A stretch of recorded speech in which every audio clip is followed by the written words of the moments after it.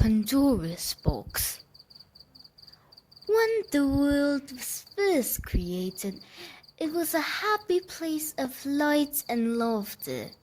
There was no such thing as sadness or pain. The sun shone every day and the gods came down from heaven to walk and talk with the humans. One afternoon, a man called Epimetheus and his wife Pandora were outside tending the flower garden when they saw the god Mercury approaching. He was bowed down by a dark wooden chest that he was carrying on his shoulders. Pandora rushed to get the god a drink, while Epimetheus helped him lower the chest to the ground. It was tied shut with golden cords and was carved with strange markings. "My friends, would you do me a great favor?" sighed Mercury. "It is so hot and the box is so heavy. May I leave it here for a while?"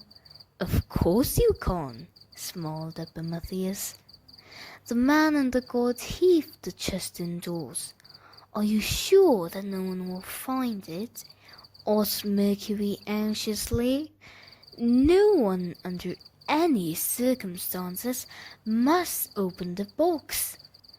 "Don't worry," laughed Epimetheus and Pandora, and they waved goodbye to the god. All of a sudden, Pandora stopped still and frowned. "Listen, Epimetheus," she hissed. "I am sure I heard someone whispering our names." Epimetheus and Pandora listened hard. At first, they heard nothing but the twittering of the birds. Then they heard the distant sound of a name being called from outside. "It's our friends," cried Epimetheus happily, but Pandora looked puzzled and shook her head. "No, Epimetheus, those aren't the voices I heard," she said firmly. "They must have been," Epimetheus laughed. "Come on now, let's go and see everyone." "I'd rather stay here for a while," Pandora insisted. As soon as Epimetheus was gone, Pandora hurried over to the strange box and waited. After only a few seconds, she heard it again. Distant voices calling, "Pandora."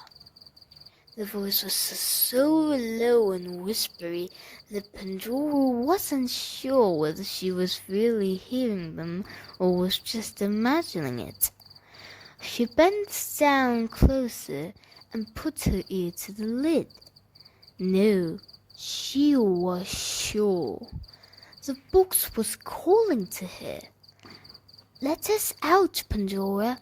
We are trapped in here in the darkness. Please help us to escape." Pandora jumped back with a start.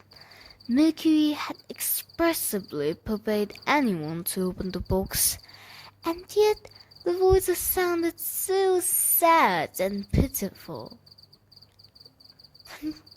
"Pandora," they came again. "Help us." Pandora could stand it no longer.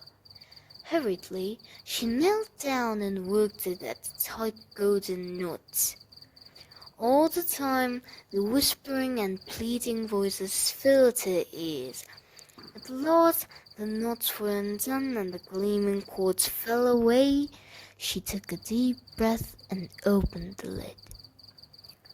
At once, Pandora realized she had done a terrible thing. The box had been crammed with all the evils in the world.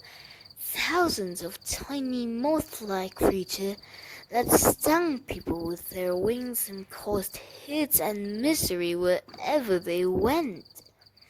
Now, thanks to Pandora, the evils were free. They flew up and out of the chest in a great swarm and fluttered all over Pandora's skin. For the very first time, Pandora felt pain and regret. She began to wail with despair, and all too late she slammed the lid back down to the box. Outside, Epimetheus heard his wife's cries and came running as fast as he could. The creatures fluttered to sting and bite him before speeding off through the window and into the world beyond. For the first time ever, Epimetheus began to shout at his wife in anger. Pandora yelled back, and the couple realized in horror that they were arguing. "Let me out!" interrupted a high voice. Pandora and Epimetheus grabbed onto each other in a panic. The voice was coming from inside the box. "Don't be afraid of me. Let me out and I can help you," came the voice. "What do you think?" Pandora whispered to Epimetheus, wide-eyed. "Surely you can't do any more mischief than you already have done," he grumbled. So Pandora shut her eyes and opened Mercury's chest for a second time. Out of the deep, dark box fluttered a single shining white spirit like a butterfly. It was Hope. Pandora and Epimetheus sobbed with relief as she fluttered against their skin and soothed their stinging wounds. Then she was gone, darting out of the window and into the world after the evils. And luckily, Hope has stayed with us ever since.